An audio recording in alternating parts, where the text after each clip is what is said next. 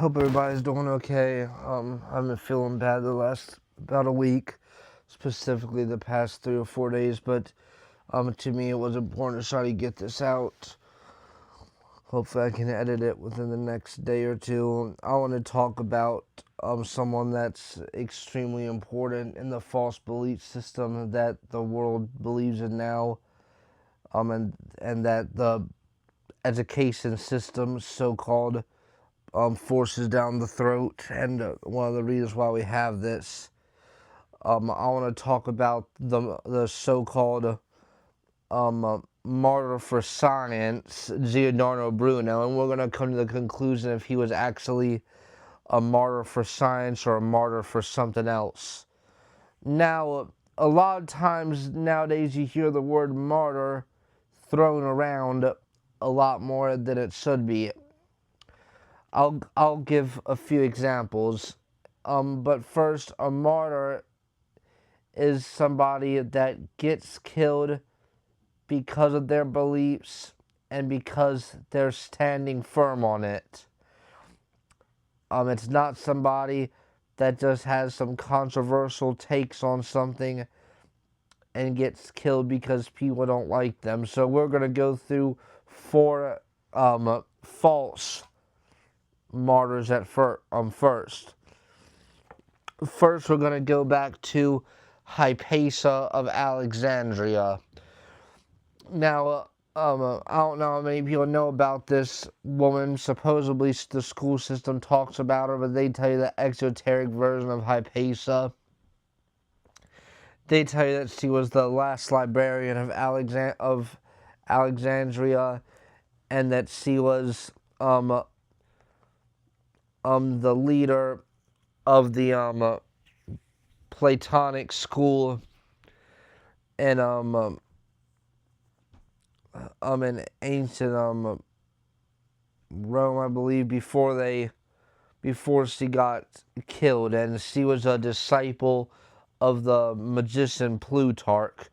Now they tell you that she was killed by a Christian mob when she was, I want to say, early 30s, because they try to say that Christians hated science and thought that science was satanic, so they killed Hypatia for that reason.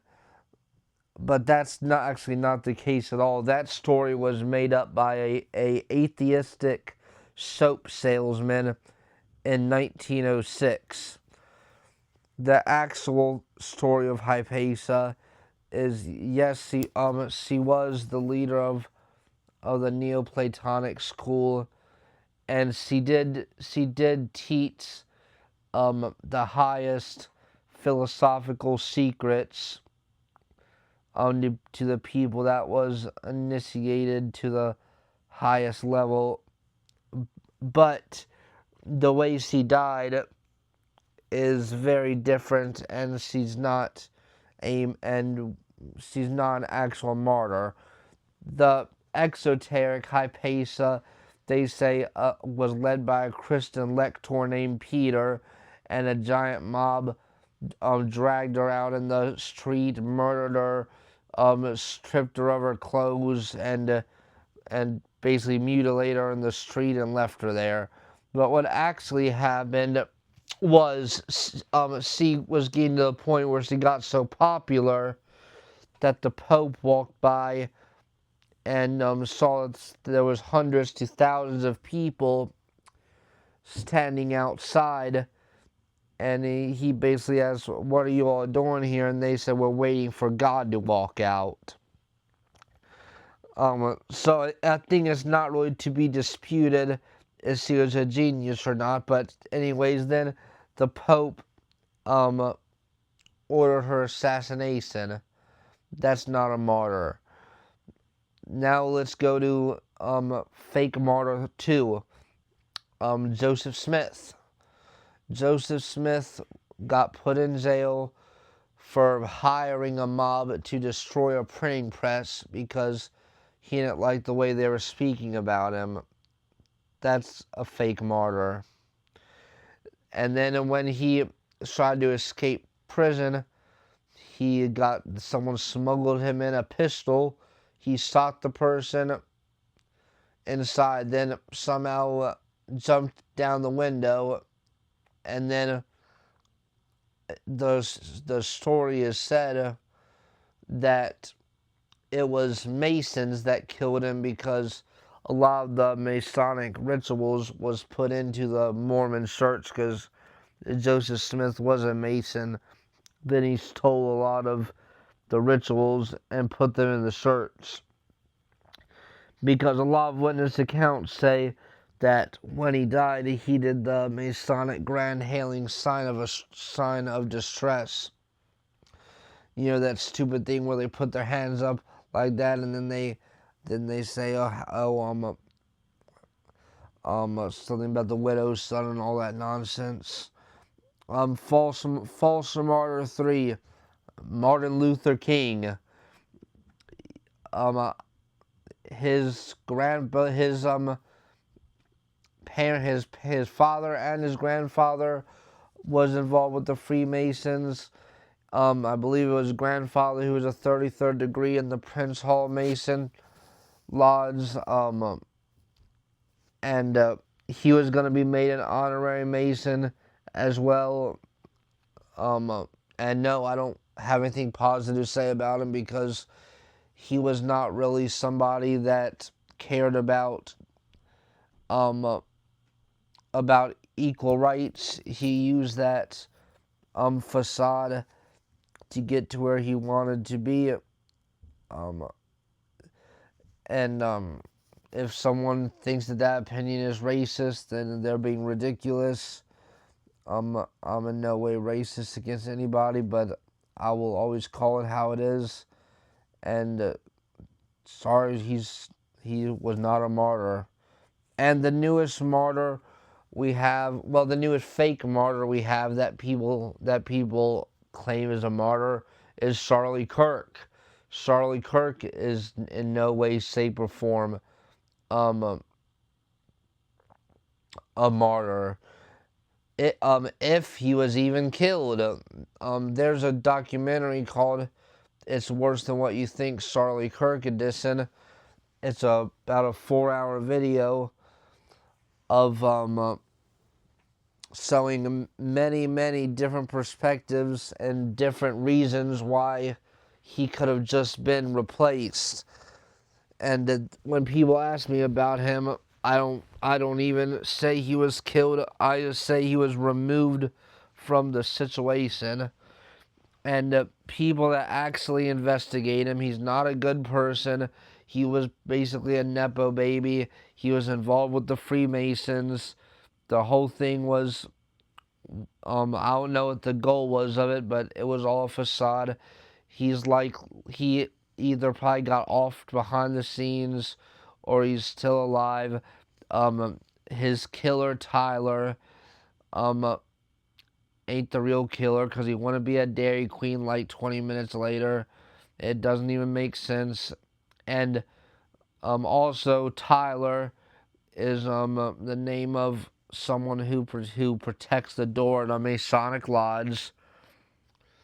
It is all very symbolic. There's plenty of videos about his death that the coincidences don't add up. Anyways, now I will say Giordano Bruno was a true martyr, but what they tell you he was a martyr for is where they're lying to you. Now, yes, he did believe, well, actually, he believed in the Copernicus model of the Earth and expanded it. But just to debunk what he's all about real quick. So, if you believe in the model of Copernicus, which is heliocentricism, then you simply cannot believe the Bible. Like Genesis 1, 6 through 8.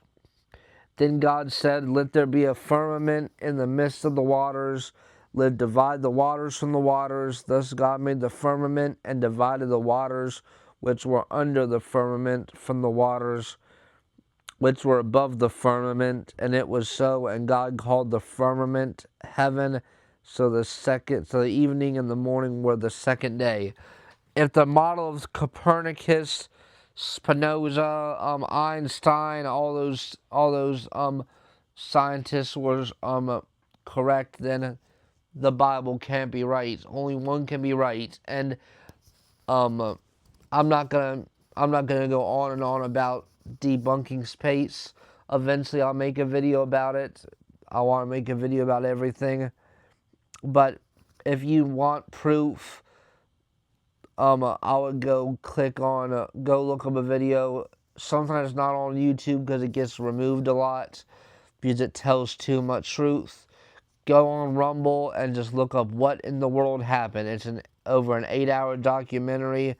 I would say as far as proving what the nature of the earth really is, that's the best documentary that for biblical cosmology that's out there that I'm aware of. So let's look at who Giordano Bruno actually was. Wow, what a wonderful resume. Philosopher, poet, alchemist, and not the good type of philosopher, not the good type of poet. An alchemist in the dark arts, such as the Philosopher's Stone, the Great Work, etc. Astronomer, cosmological theorist, esoterist, occultist, practicing sorcerer, Kabbalist, Hermeticism, looked up to Hermes Trismegistus. He was part of the Renaissance humanism movement. Mystic, Gnostic, a Neo-Pythagorist, Neoplatonist, believed in the Copernicus model and expanded it.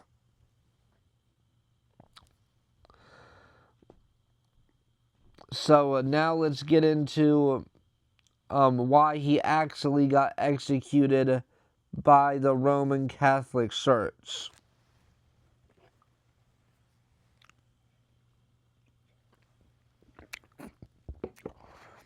And also, I want to make it very clear that I'm personally against the death penalty, especially for just having your open beliefs. And I completely disagree with the fact of anybody that I mentioned earlier being killed, and I'm completely against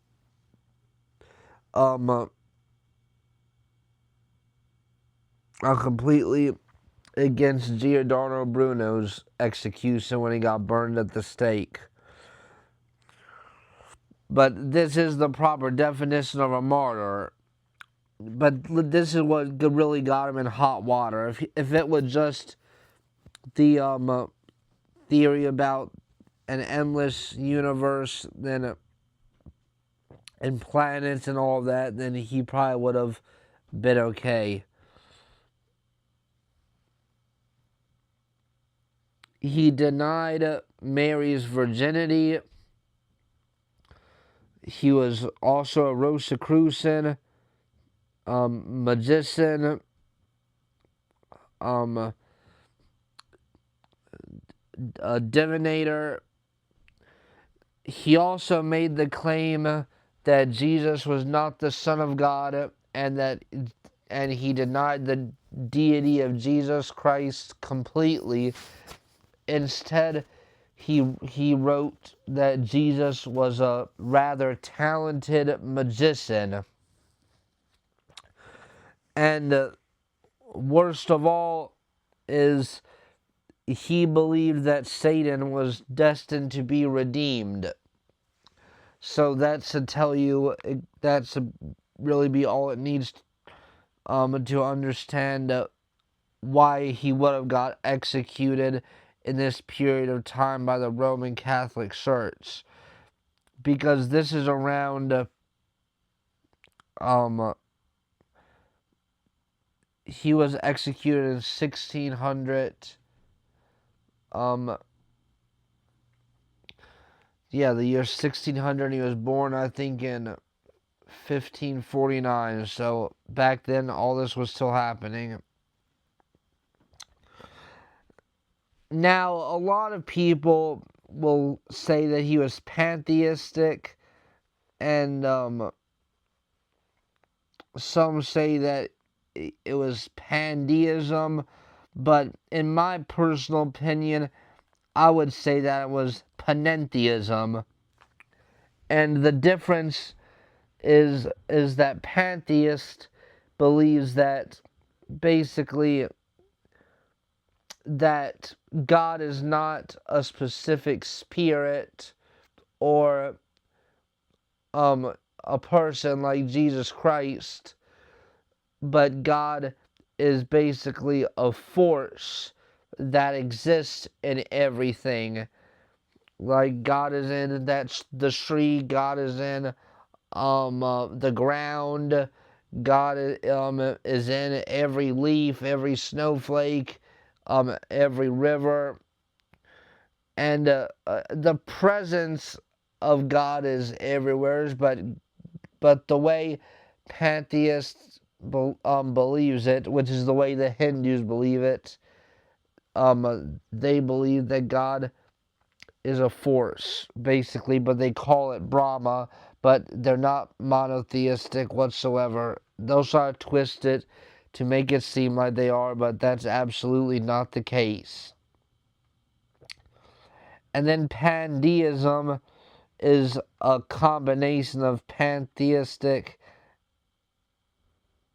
and a deist, meaning that there is a supreme deity that exists, and he lives inside every single piece of nature, object, everything, but he does not individually react with his creation. But what makes Bruno be a panentheist is that he believes that the universe was infinite, because in pantheism they believe that God is a force, and he is in everything from here to basically the end of heaven. But panentheism believes that he goes even further than that, which, considering Bruno believed in an endless universe with quintillion amounts of worlds, basically what the demonic NASA Association believes in today, then that's what he would have been labeled as correctly. He believed in metempsychosis and reincarnation, and a lot of people don't know about the first one and don't know the difference between the two. So, reincarnation is an older doctrine, and it's a belief system that was introduced in India, which is and reincarnation believes in the karma system, because that's what that originated at too. So they believe based off the karma system is how good your next life will be, and typically it's mostly limited to coming back as a human, man or woman, but it's not impossible to come back as something else. Now we'll get in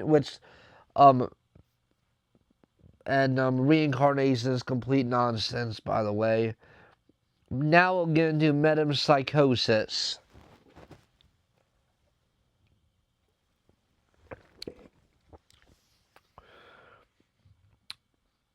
So metempsychosis has its origins in ancient Greece. And the difference is metempsychosis is more than just a belief system, and it has nothing to do with karma. So you can say reincarnation is an action, while reincarnation is a belief system, a religious belief system based off karma. Metempsychosis is an ability, an action, or something that the individual does. Now the question is there something to metempsychosis, and is there people that has done it, and can people do it, could do it to this day? And something that's also different about it is they pretty much believe that you can reincarnate as anything, basically. And they believe that with enough spiritual power, which is just a fancy way for what they would say black magic, you can pick exactly what you go into next, and even do things like transfer the soul into another body. So is it real? I would have to say yes. And before I explain why, I want to say that I am absolutely against it. And some people hear stuff that I say and they'll think, I thought you're a Christian. Why do you believe in stuff like this? And I am a devout Christian. But what people don't realize is the Bible condemns ideas like this. And it's true that as a regular man or woman created by God, we can't do stuff like this. But I'm not going to get into it, but when you do enough to where you're no longer God's children, where you get adopted by Lucifer, there's things that you can do that God limits a man or woman not to do. So that gets rid of any confusion. But anyways, metempsychosis, the reason why I believe in it, well, one of the reasons, is because if you do enough research and look at how some of these celebrities, for example, look exactly like people from the past, and I know just looking at a few examples is not enough. But when you go page after page after page after page, and they all just keep on looking almost exactly the same, I'll be putting some examples up, by the way, then it gets to a point of just of to where if you're denying that there's something going on, then it's just denial. Now there's two ways that people can achieve this. The first one is becoming a gibberim, which is basically old word for completing the great work, or what sometimes you might hear it called the magnum opus. And I've gone in extreme detail through in other videos, so I won't be right now. And the other way is if you was never even a man or woman to begin with, like all the fallen angels, that's what they do. When the vessel that they're living in is starting to collapse and be useless, they discard it and jump into another body. And now in society you have the scientific way, which that's yet to be seen if it will work or not. It's looking like it might, unfortunately, but at what cost? Your soul, your spirit, that's the cost. Now, the only good thing that I would say ever came from Giordano Bruno, well, he wasn't who created this, but he helped make them popular, was memory wheels. And as you know, I'm not the type of Christian that believes that anything labeled a cult is evil. Um, Memory wheels are kind of hard to explain, but they're simple. They are circles with words associated with either a bigger word or like a number, and just looking at them for periods of time can help improve the memory. Hi, little kitty. That's one of the reasons Bruno was able to act like this for over 30 years and not be executed, because he was known for having this amazing memory. So they thought that he was like an asset. So they didn't really want to kill him because of how unbelievable his memory was.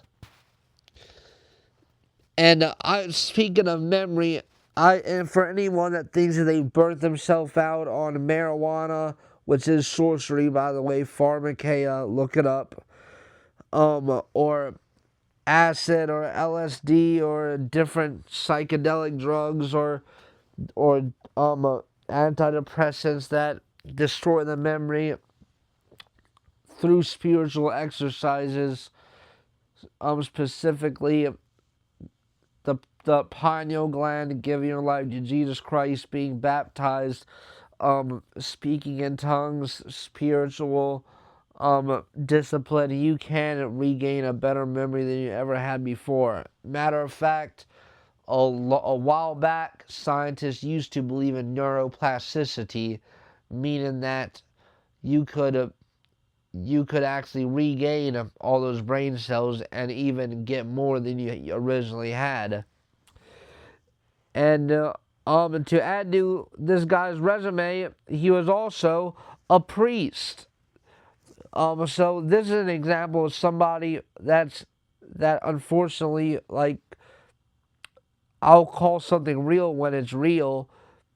Um, he was a genius, unfortunately, but he also is an idiot. Like, he knew that you can't be caught up in all this openly and be a priest. But the one thing that I will say I do respect about him is, by this time the church system was completely corrupt, and you had all these people doing the exact same thing he was doing, except they were doing it under the guise of Christianity, but Bruno was open about it. He also believed in Arianism, which is not about the Aryan race. It's just a belief that denies the deity of Jesus Christ and the Trinity, which I deny the Trinity too, but in a very different way. I believe that Jesus Christ is absolutely the everlasting Father, and that the Son of God is a symbolic type of thing, because, like, for example, when it says the Son sits on the right hand of God, when ran through, when that sentence is ran through in the concordance, it can also mean sitting on the right hand of power. And Isaiah speaks over and over again. It talks about Jesus Christ will be the everlasting Father. So I take the belief in the deity of Christ further, but while he completely disregarded it. And some people that I ask about this guy, they try to say that he's not famous, no one knows who he is. But just about 10 years ago, or maybe about 15, the Giordano Bruno Foundation was started. And there's also a Giordano Bruno Award that is given out every year. And And I know the moon landing never happened, but there's also apparently a crater on the moon named after him. And he was sentenced to being burned on the stake after a 7-year trial. And because his blasphemy was so great, they actually had to clasp his tongue shut while they burned him. And like I said, I'm highly against that. I don't believe in killing somebody unless it's self-defense. And like I said, the Catholic Church was already completely corrupt. But the reason that this man is important is because he was one of the big pushers for heliocentrism.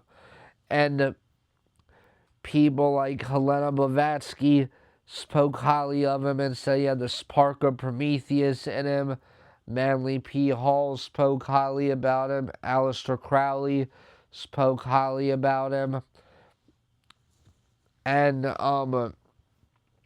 in 2013, there was a TV show that debuted called Cosmos, and the host was Neil deGrasse Tyson. And there's a whole episode, well, I would say about half the episode is dedicated to Bruno. It's episode 1, and they make him out to be some type of hero. And of course, he leaves out every single thing about him.